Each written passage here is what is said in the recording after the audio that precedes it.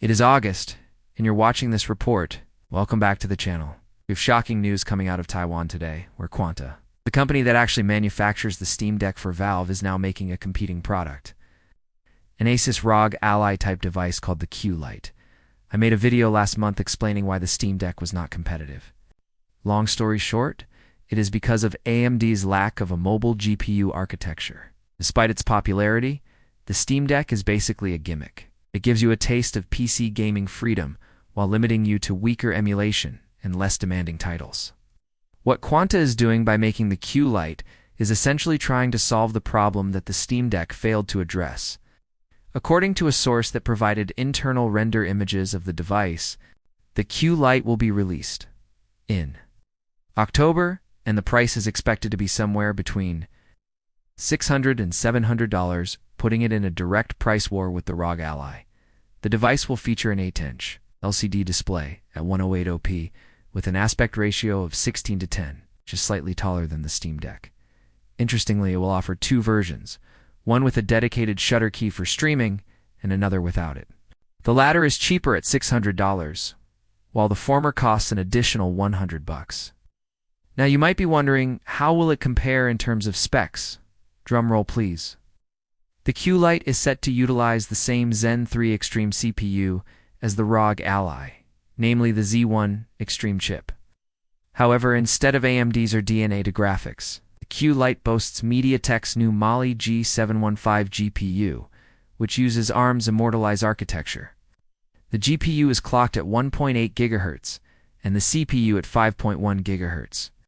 This configuration promises a performance boost of up to 20% compared to the ROG Ally. But wait, there's more. The Q Lite has something special up its sleeve. A secret weapon that sets it apart from both the Steam Deck and the ROG Ally. 8 gigs of GDDR6 video memory. Why is this important? Because it will unlock true 108op gaming for the first time on a mobile platform. You see, in most portable devices, including the ROG Ally and Steam Deck, the integrated GPU shares memory with the CPU, typically using LPDDR5 RAM. This shared memory results in reduced performance. For instance, the ROG Ally with LPDDR5 RAM running at 6,400 megabytes per second has a theoretical maximum bandwidth of 13,200 gigabytes per second. However, due to overhead and inefficiencies, the actual bandwidth is closer to 9,000 gigabytes per second. On the other hand, the Steam Deck with its even slower LPDDR5 RAM, running at 4,800 megabytes per second, has a theoretical maximum bandwidth of just under 10,000 gigabytes per second. But again, the actual bandwidth is close to 6,000 gigabytes per second. So let's do a quick comparison. The Steam Deck has the worst GPU performance among these three devices. It's followed by the ROG Ally. And finally, the Q Lite takes the crown for the best GPU performance, beating out the Ally by 20% despite costing half as much. But the Ally has one trick left up its sleeve, the XG Mobile eGPU. Unfortunately for Quanta, they didn't make the cut for the XG Mobile, so the Ally will retain its exclusive access to this feature.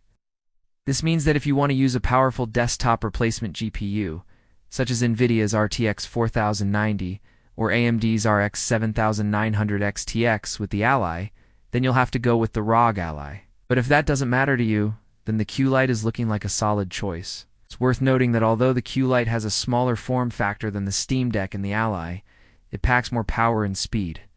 The CPU performance should be identical to the Ally, but the GPU performance is said to be 20 better, thanks to the immortalized GPU. The race for mobile gaming dominance is heating up, and it seems like the next wave of portable devices will offer true 108op gaming on the go. There's still one question mark though, the availability of Windows 11 games. Right now, most AAA titles do have an Apex mode that would allow them to run on low-end hardware.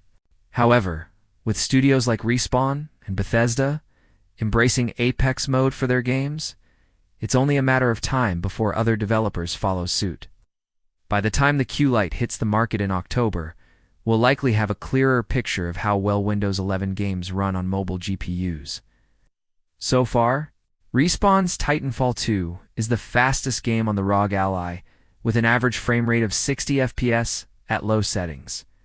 Other games like Cyberpunk, Red Dead Redemption 2, and God of War perform well too, hovering between 45 to 55 FPS. With a Mali G715 GPU inside the Q Lite, we can expect similar performance. The real question is whether games that currently run at 45 FPS on the ROG Ally will be able to reach 60 FPS on the Q Lite. If they do, then this device will be a game changer.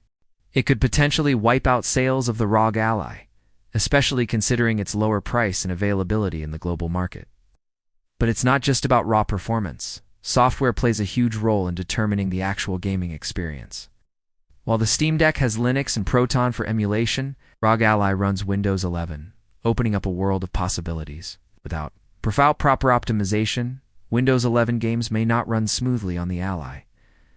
And if Quanta can nail the software experience, then the Q Lite will become the go-to device for AAA gaming on the go. And here's some interesting news. This whole portable gaming boom has caught the attention of Apple.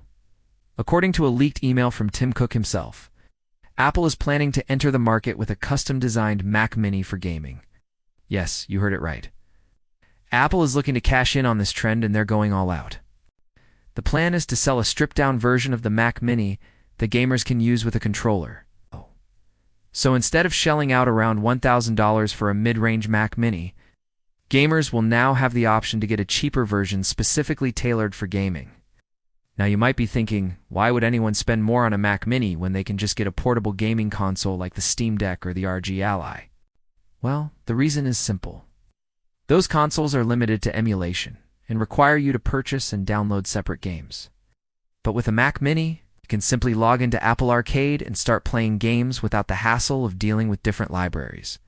It's like having a Netflix for games. This move makes perfect sense for Apple. They've already got a ton of games in their arsenal that people pay a monthly fee to access.